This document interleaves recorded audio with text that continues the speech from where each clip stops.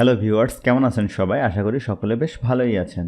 তো আজকের ভিডিওটিতে আমরা কথা বলবো মাইক্রোসফট ওয়ার্ডে পিকচার ইনসার্ট করার পরে আপনারা দেখবেন বিভিন্ন টাইপের সমস্যায় পড়ে থাকেন, অথবা পত্রিকাতে বিভিন্ন সময় দেখবেন যে লেখার মধ্যে এরকমভাবে ছবি কিভাবে ইনসার্ট করে এবং ছবিটা আপনি বিভিন্ন জায়গায় নিজের ইচ্ছা মতো কীভাবে রাখবেন, এই সমস্ত সমস্যা এবং সমাধান নিয়ে কথা বলবো। তো এক্সপার্ট হওয়ার জন্য ভিডিওটি অবশ্যই শেষ পর্যন্ত দেখে নেবেন। এছাড়া আপনি আমার চ্যানেলে নতুন হয়ে থাকলে চ্যানেলটি অবশ্যই সাবস্ক্রাইব করে নেবেন। তো চলুন শুরু করা যাক। আমি এখান থেকে এই ছবিটি ডিলিট করে দিলাম।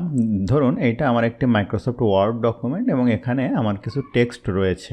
এখন আমার প্রয়োজন এখানে একটি ছবি ইনসার্ট করা এবং ছবিটি আমি এখানটাতে রাখবো। এখন আমি আমার কম্পিউটারে ইনসার্টে গেলাম, পিকচারে গেলাম, দিস ডিভাইসে গেলাম, যেখানে ছবি আছে। ধরুন আমি এই ছবিটি রাখতে চাই, তো এই ছবিটা আমি এখানে ইনসার্ট করলাম। ইনসার্টের উপর ক্লিক করলে দেখেন ছবিটি এমন এক জায়গায় গেল যেখানে একদম এই পেজটা ফুল নিয়ে নিল, এইদিকে কোনো কিছু হচ্ছে না। আপনি যদি ছবিটা সরাতে চান দেখবেন ছবিটা আপনি সরাতেও পারছেন না, খুব একটা ঝামেলার ভিতরে পড়ে যাবেন। এই ছবির উপর ক্লিক করে পিকচার ফরম্যাটে যাবেন, যাওয়ার পরে এখানে আছে রাফ টেক্সট। এইটার ভিতরে অনেকগুলো অপশান আছে।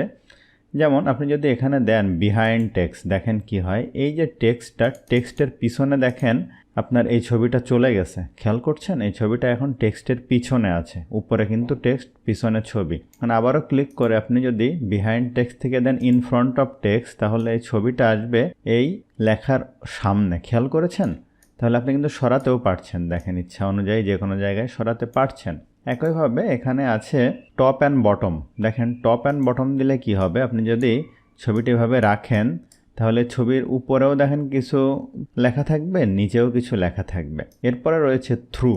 দেখেন থ্রুটা দিলে কি হয়, এটা বেশ মজার। আমি এই ছবিটা একটু ছোট করি এখানটাতে ধরে এভাবে। তো থ্রু দিলে যেটা হবে, দেখেন আমি যখন এই ছবিটা সরাচ্ছি তখন দেখেন টেক্সটটা অটো অ্যাডজাস্ট হচ্ছে, যে কাজটা আমি কিন্তু এর আগে করেছিলাম। দেখেন কত সুন্দরভাবে অ্যাডজাস্ট হয়ে যাচ্ছে। একইভাবে আপনি যদি এটার উপরে ক্লিক করে পিকচার ফরম্যাট থেকে রাফ টেক্সট থেকে ইন লাইন উইথ টেক্সট দেন, তাহলে দেখেন এই লাইনে কিন্তু আর কোনো টেক্সট এভাবে থাকছে না। আমি এখন এই পিকচারটার উপর আবারও ক্লিক করার পরে আমি এখান থেকে এটা থ্রু দিয়ে দিলাম, ঠিক আছে, এইভাবে রাখলাম।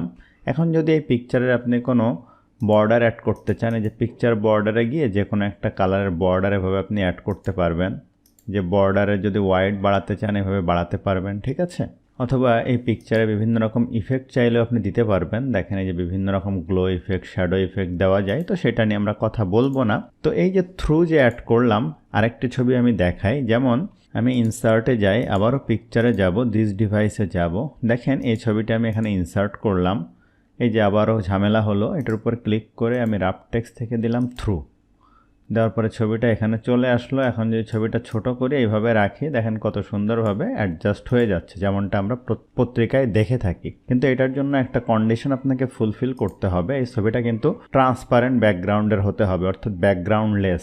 যেমন আমি আপনাদেরকে দেখাই, আমি ইনসার্টে গেলাম, পিকচারে গেলাম, আমার কোনো একটা ছবি যদি আমি অ্যাড করি, দেখেন খেয়াল করুন, আমি যদি আমার এই ছবিটি এখানে অ্যাড করি এবং এখান থেকে রাফ টেক্সট থেকে এখানে থ্রু দেই এবং এই ছবিটি ছোট করি, দেখেন এটা কিন্তু ব্যাকগ্রাউন্ড আছে, যার কারণে এই ছবিটা কিন্তু এই প্রপার এই এরিয়াটা সে রিমুভ করতে পারছে না।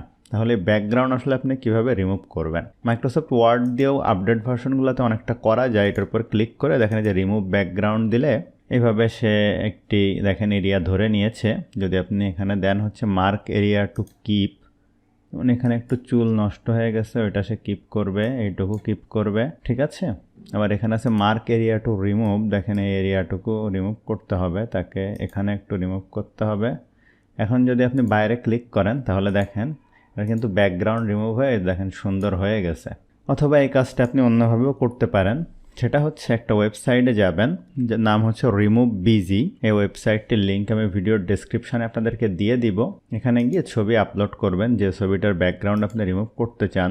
ধরুন আমি এই ছবিটার করতে চাই, এই ছবিটার উপরে ক্লিক করলাম, তো এই ছবিটির দেখেন যে ব্যাকগ্রাউন্ড রিমুভ হয়ে এরকম হয়ে গেল। এখন আপনি ডাউনলোডের উপরে ক্লিক করবেন, ক্লিক করার পরে ছবিটি এখন এখানে ধরে এনে বা ইনসার্ট করেও মাইক্রোসফট ওয়ার্ডে এইভাবে রাখতে পারবেন। এটার উপরে ক্লিক করি, রাফ টেক্সট থেকে থ্রু দেই, তাহলে দেখেন এইভাবে আপনি রাখতে পারবেন। তো আশা করছি ভিডিওটা আপনার জন্য হেল্পফুল ছিল। ভিডিওটি ভালো লাগলে অবশ্যই লাইক করবেন, কেমন লাগলো কমেন্ট করবেন, আপনার বন্ধুদের সাথে শেয়ার করতে ভুলবেন না।